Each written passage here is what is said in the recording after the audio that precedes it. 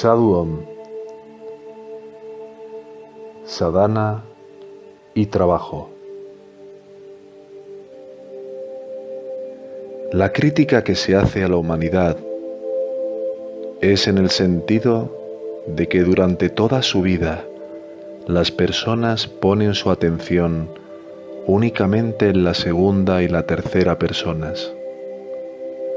Los objetos como tú, él, eso, este, aquel, etc.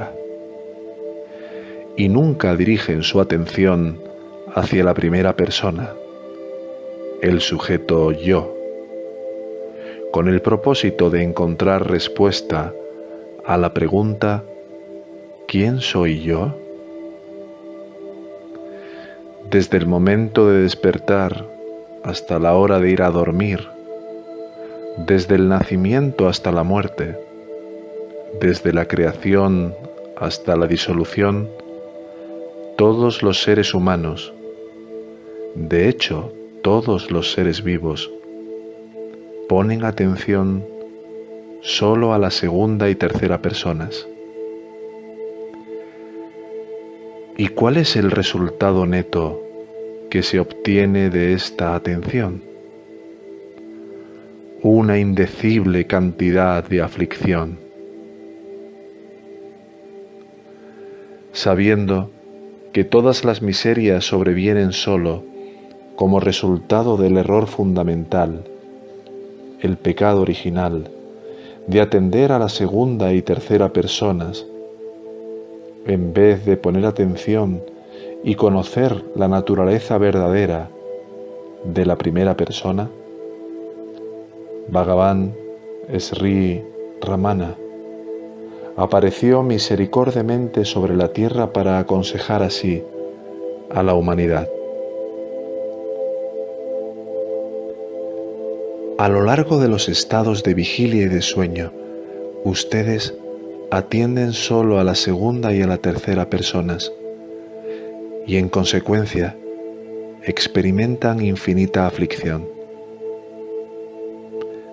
Pero en el estado de sueño profundo, durante el cual no atienden a ninguna persona, segunda o tercera, ustedes no experimentan ninguna miseria.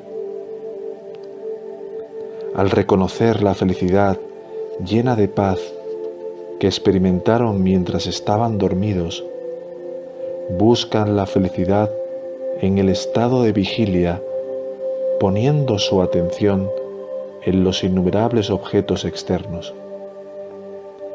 Sin embargo, el hecho mismo de que ustedes experimentaran la felicidad durante el sueño profundo, en ausencia de estos objetos externos, no indica que la felicidad no reside en esos objetos, sino en ustedes. La primera persona o el sujeto. Por lo tanto, porque no intentan ustedes, incluso durante el estado de vigilia, atender no a la segunda y a la tercera personas, sino a la primera yo? Por ser el perfecto doctor espiritual que es, Sri Bhagavan ha diagnosticado la causa exacta de nuestros sufrimientos y ha prescrito el curso adecuado de tratamiento, el cual consiste en tomar la medicina de la atención al ser y observar el régimen dietético de abstenerse de atender a la segunda y tercera personas. Aquellos de nosotros que acatamos estos consejos de Sri Bhagavan y quienes por ello deseamos seguir el tratamiento que él prescribe, somos llamados mumukshus o aspirantes a la liberación.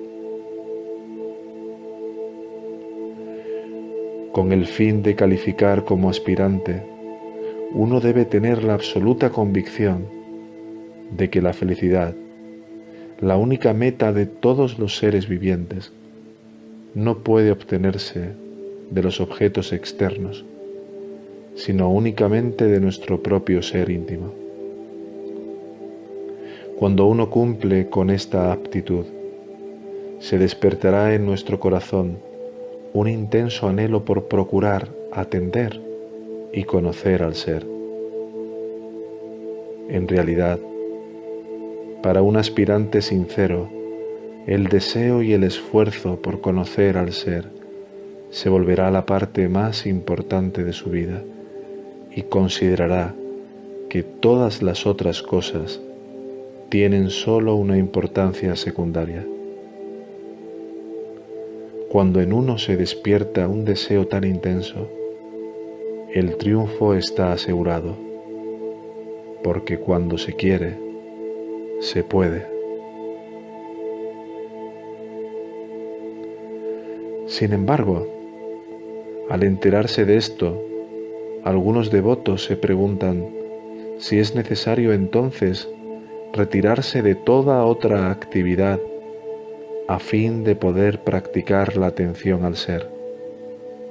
Preguntan, si hemos de seguir esta sadhana de atención al ser con toda seriedad, ¿no resultará el trabajo un obstáculo para ello? Mas, si renunciamos a todo trabajo, ¿cómo nos procuraremos el alimento, vestido y techo que el cuerpo requiere?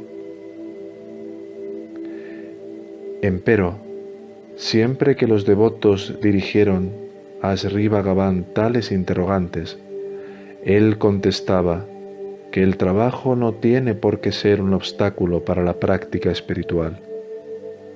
Esto, por supuesto, no significa que un aspirante deba trabajar con el mismo espíritu que un hombre mundano o que deba trabajar con igual objetivo en mente.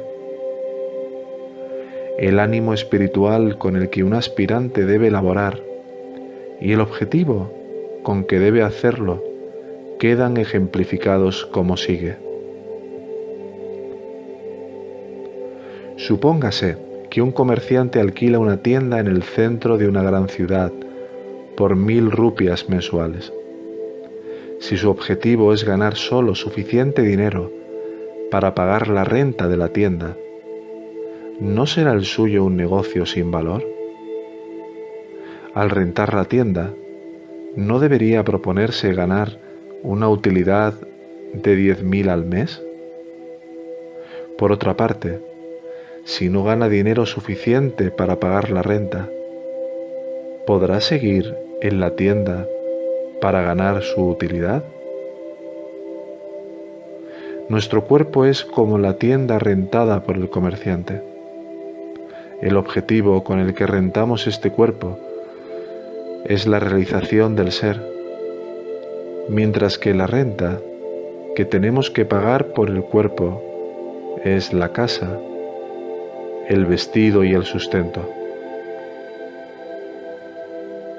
Para poder pagar esta renta, necesitamos trabajar utilizando la mente, el habla y el cuerpo como nuestros instrumentos. Si no pagamos la renta, no podremos vivir en el cuerpo y ganar la gran utilidad del conocimiento del ser.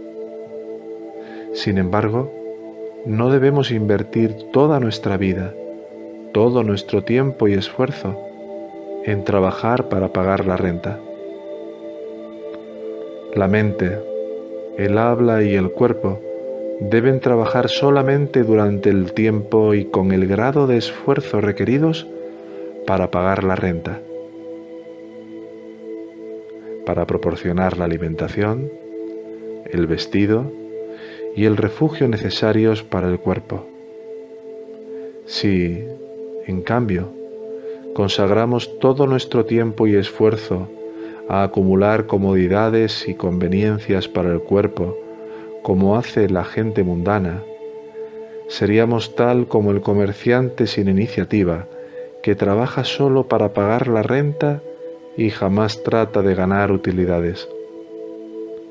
Por lo tanto, un aspirante sincero debería organizar su trabajo de tal manera que invierta solo una parte de su tiempo y energía en mantener el cuerpo y pueda así utilizar el tiempo y energía restantes para esforzarse por ganar la gran utilidad del conocimiento del ser.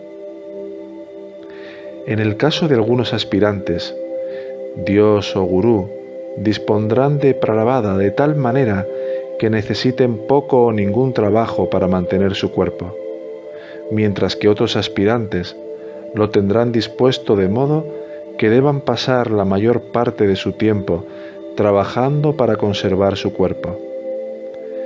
Pero, cualquiera que sea la disposición del Prarabdha, está ordenado así para el solo bien del aspirante, es decir, para su triunfo final en alcanzar el conocimiento del ser.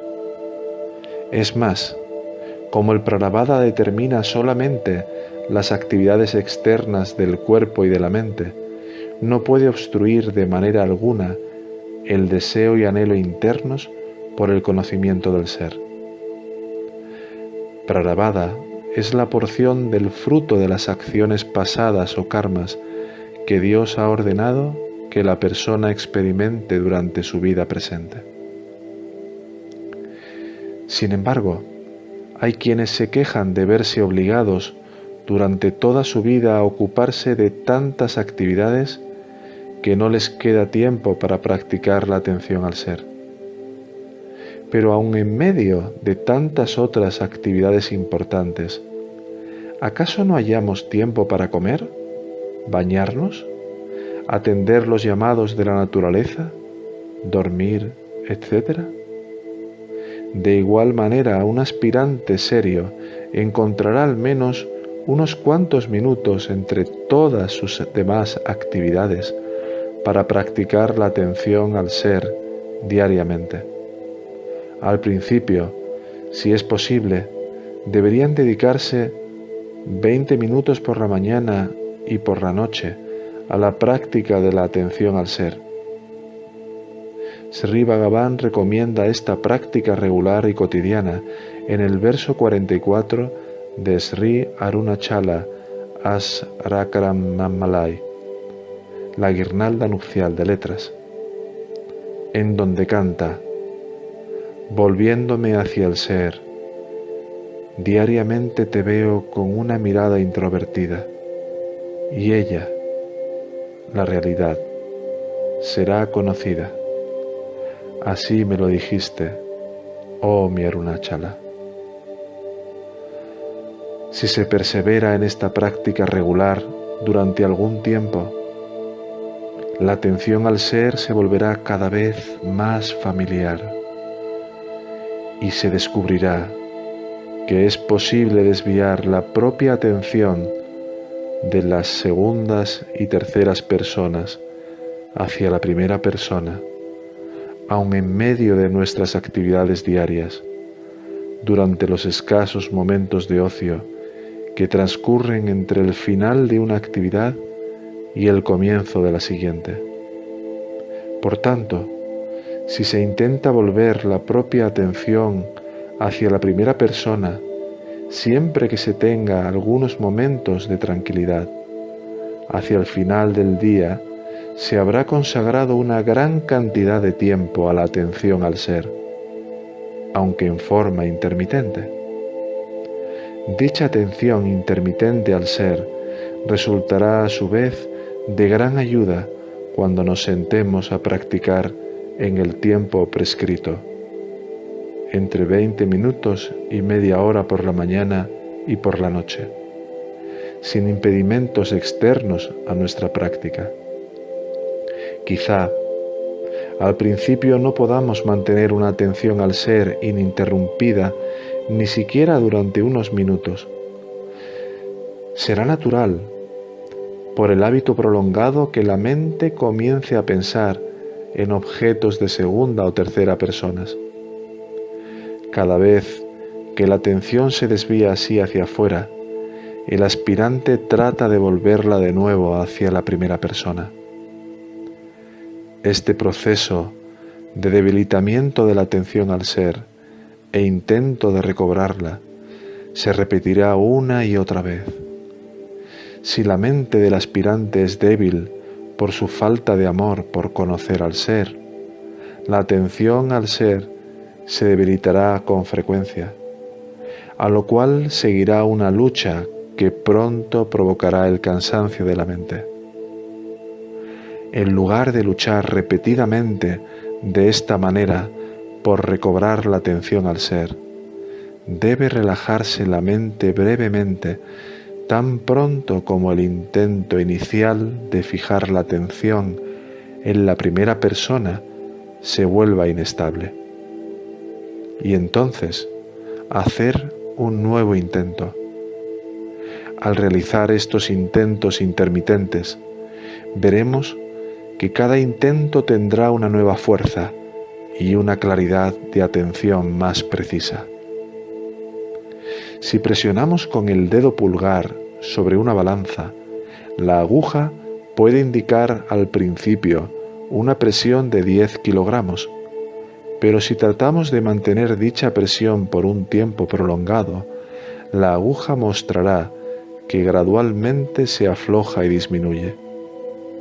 Por otro lado, si soltamos la presión y después de un breve descanso presionamos con nuevo rigor, la aguja señalará un poco más de 10 kilogramos.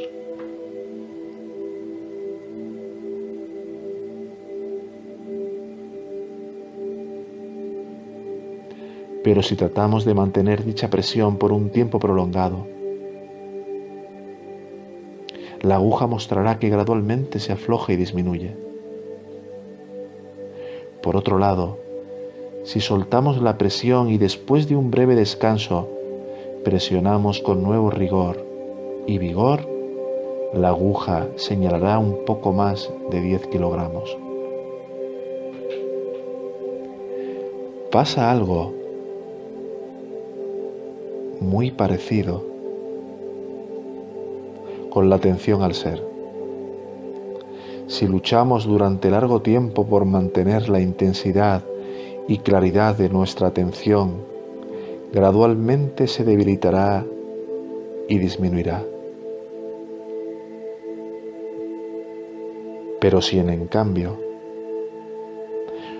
nos relajamos tan pronto como advertimos el debilitamiento de nuestra atención al ser, y tras un breve descanso hacemos un nuevo intento por fijar la atención en el ser, ese nuevo intento tendrá una mayor intensidad y claridad. En consecuencia, lo importante no es tanto cuánto dura nuestro intento por atender al ser, sino la seriedad e intensidad con la que cada uno realiza ese nuevo intento.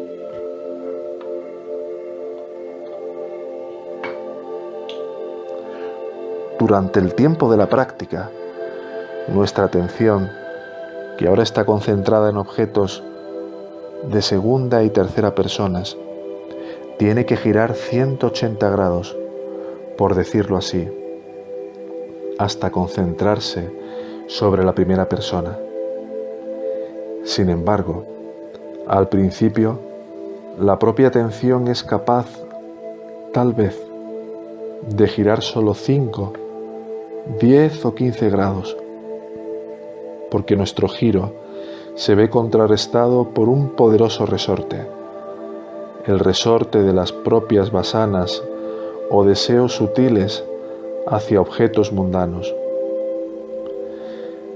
Cada vez que se intenta girar hacia la primera persona, este resorte de las inclinaciones mundanas tenderá a llevar de nuevo nuestra mente hacia segundas y terceras personas. Por lo tanto, el número de grados que seamos capaces de girar dependerá de la firmeza de nuestra carencia de deseos hacia los objetos mundanos y de la fortaleza de nuestro anhelo de conocer al ser. Este Vairagya y Bhakti aumentan en nosotros, practicando regularmente la atención al ser, orando intensamente a Sri Bhagavan y asociándonos con personas o libros que constantemente nos recuerdan. Solo por el conocimiento del ser podemos alcanzar la felicidad real y duradera. Mientras no conozcamos al ser, estaremos siempre cortejando y experimentando la infelicidad. Por tanto, nuestro primero y más importante deber en la vida es conocer al ser. Todos los demás esfuerzos únicamente terminarán en el vacío. Al intensificarse nuestra carencia de deseos y nuestro anhelo por conocer al ser mediante la oración al Gurú, el estudio de sus enseñanzas, Sravana, y la reflexión sobre ellas, Manana, y de la práctica, Nididhyasana, de la atención al ser, también aumentará nuestra capacidad de volver nuestra atención hacia la primera persona, hasta ser capaces de hacerla girar 90, 120 o hasta 150 grados en cada nuevo intento. Al aumentar así nuestra capacidad de volver nuestra atención al ser, podremos experimentar una leve corriente de conciencia del ser incluso al estar activos. Es decir, podremos experimentar una conciencia de nuestro propio ser que no será perturbada por nada de lo que nuestra mente, habla o cuerpo puedan estar haciendo. O, dicho en otros términos, podremos recordar la sensación yo soy subyacente siempre a todas nuestras demás actividades. Sin embargo, esta tenue corriente de conciencia del ser no debe ser confundida con el estado de incesante atención al ser, ya que experimentaremos esta solo cuando nos sintamos inclinados a hacerlo. ¿Cómo entonces podemos experimentar el estado de incesante atención al ser, el estado de obediencia inquebrantable al ser?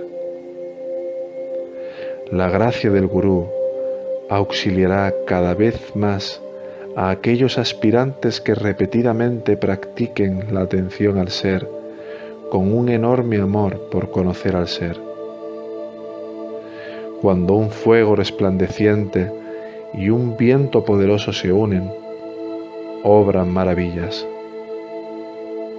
De igual forma, cuando el fuego resplandeciente del amor por el conocimiento del ser y el poderoso viento de la gracia del Gurú se unen, se realiza una gran maravilla. Durante uno de sus renovados intentos, un aspirante llegará a ser capaz de hacer girar su atención 180 grados completos hacia el ser.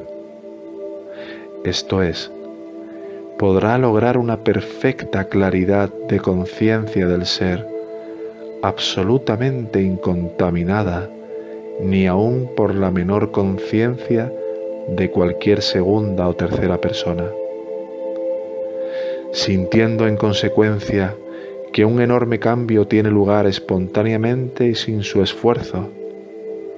Su poder de atención, que anteriormente trató tantas veces de dirigir hacia el ser y que siempre regresaba hacia segundas y terceras personas, ahora se verá atrapado por una poderosa fuerza que no le permitirá deslizarse de nuevo hacia ninguna segunda o tercera persona.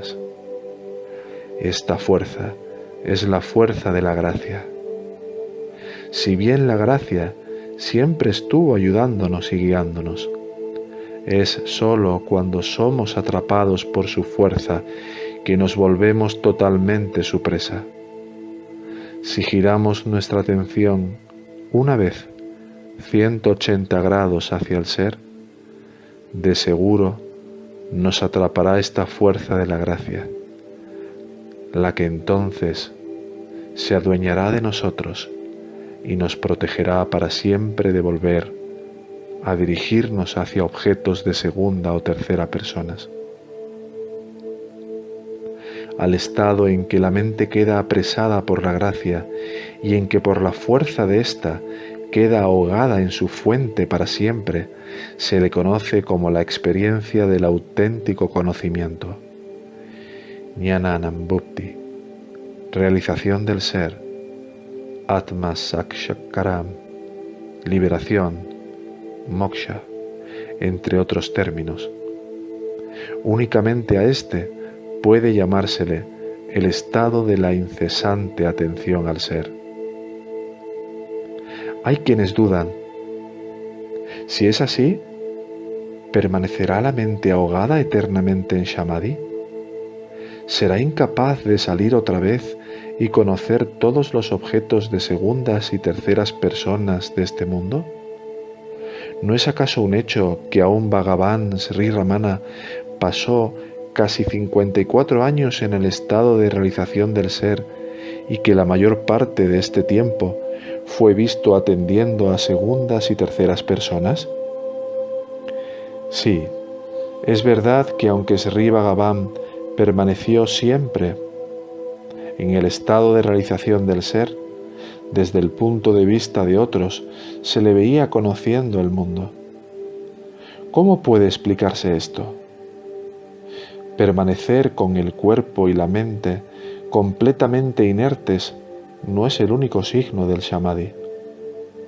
Si bien después de la realización del ser, algunos ñanis se olvidan completamente durante toda su vida del cuerpo y del mundo, no todos los ñanis permanecen así necesariamente. El regreso de la conciencia del cuerpo y por ende de la conciencia del mundo, tras el logro de la realización del ser, se da de acuerdo con el prarabdha de ese cuerpo. En el caso de algunos puede no regresar nunca, mientras en el caso de otros pudiera volver en un segundo o unas cuantas horas o días después. Pero aún en los casos cuando retorna, no se la experimentará como un conocimiento de segundas o terceras personas. Es decir, el cuerpo y el mundo no son experimentados por el ñani como segunda o tercera personas, objetos distintos de sí mismo, sino como su propio ser ilimitado e individido.